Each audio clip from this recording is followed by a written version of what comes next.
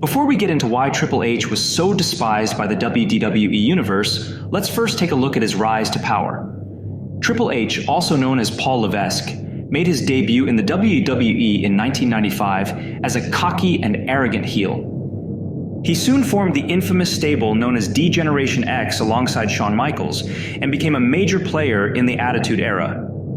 Throughout his career, Triple H would go on to become a multiple-time world champion and one of the most dominant figures in WWE history. One of the main reasons why Triple H was so reviled by fans was his infamous reign of terror in the early 2000s. During this time, Triple H held a stranglehold on the World Heavyweight Championship, often defeating top stars such as The Rock and Stone Cold Steve Austin to retain his title.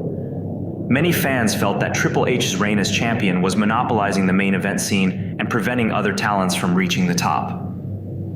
Another factor that contributed to Triple H's negative reputation was his alleged involvement in backstage politics. As the executive vice president of talent, live events, and creative for the WWE, Triple H has been accused of using his power to manipulate storylines and bury other wrestlers. Many fans believe that Triple H used his influence to prop up his friends and allies while holding down those he saw as a threat to his position. Over the years, former WWE wrestlers have given several on-camera interviews where they didn't talk about Triple H. Some believe he's the reason their own WWE careers weren't successful. Some say they outwardly hate the man, while others say Triple H just isn't that easy to work with. There have been quite a few people over the years who have said they can't stand Triple H. Here's the breakdown. Number 1. The feud between CM Punk and Triple H was well known throughout CM Punk's WWE career. Punk repeatedly criticized Triple H during CM Punk's infamous Art of Wrestling podcast with Colt Cabana. Punk said he even snarled at Triple H at one point, "I seriously resent you for not putting me over 3 years ago when you should have." Punk is referring to the botched Summer of Punk angle, which started out great, but somehow ended with Triple H beating CM Punk clean at Night of Champions 2011.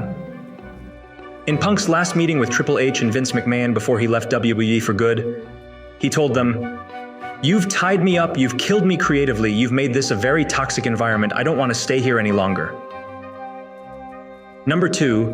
Triple H and the late Chyna met at Killer Kowalski's wrestling school in Massachusetts in the early 1990s. The two soon began dating and continued to date in secret, as Chyna revealed in her autobiography, If They Only Knew, until Triple H began a high-profile relationship with Stephanie McMahon. Chyna discovered Triple H and Stephanie's cheating when she found a love letter from Stephanie in Triple H's folder. Chyna's former manager, Anthony Anzaldo, spoke about the breakup. He never gave Chyna a ring, but Triple H gave Stephanie a ring. But wasn't just part of the story, but real life. So that's when Chyna started asking, "Is it true?" And he said, "Why do you say that?" He apologized, and that was the last time they spoke. Number 3.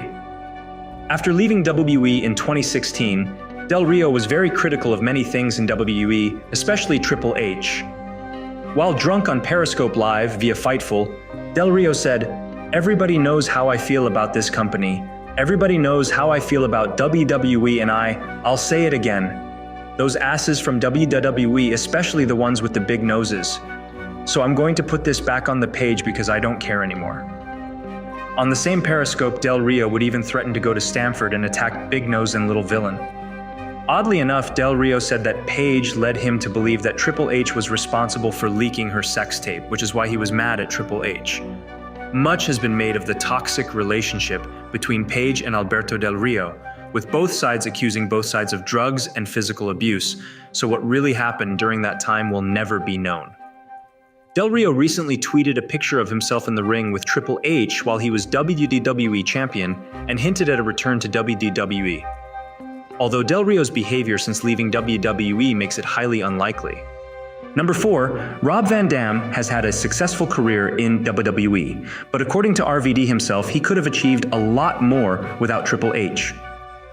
Rob Van Dam said he was upset that Triple H was making huge career-altering decisions of wrestlers simply because he is married to his boss's daughter.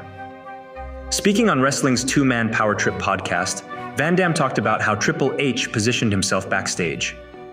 "I mean, I wasn't happy about the situation at the time.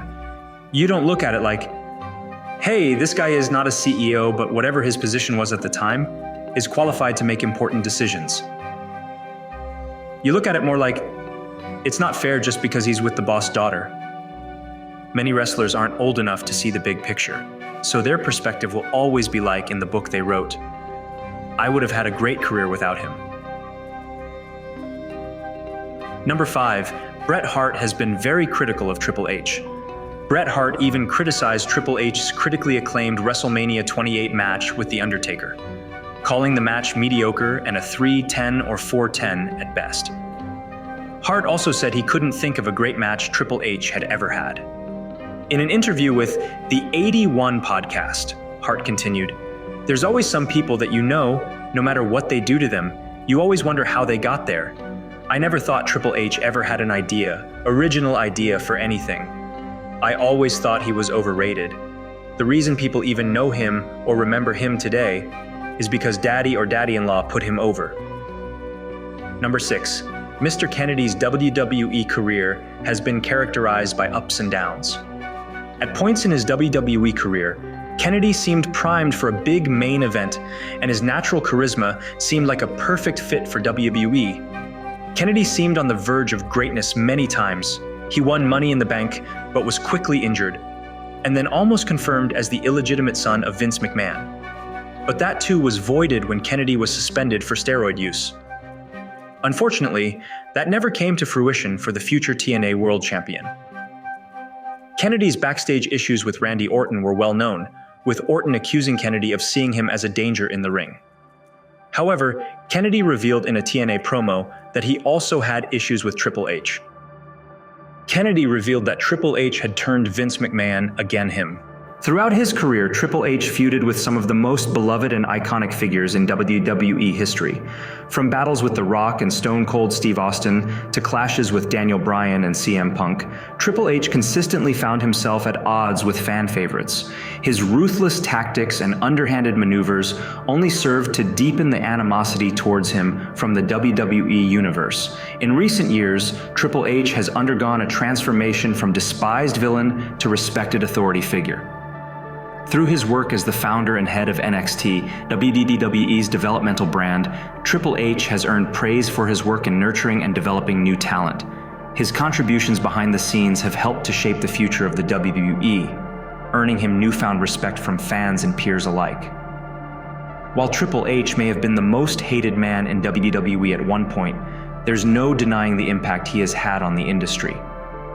From his controversial actions to his dominant in-ring performances, Triple H has left an indelible mark on professional wrestling. Whether you love him or hate him, there's no denying that Triple H's legacy will continue to be a topic of conversation for years to come. Thank you for joining us on this journey through the tumultuous career of Triple H. Stay tuned for more riveting wrestling content on our channel. Until next time, keep on winning.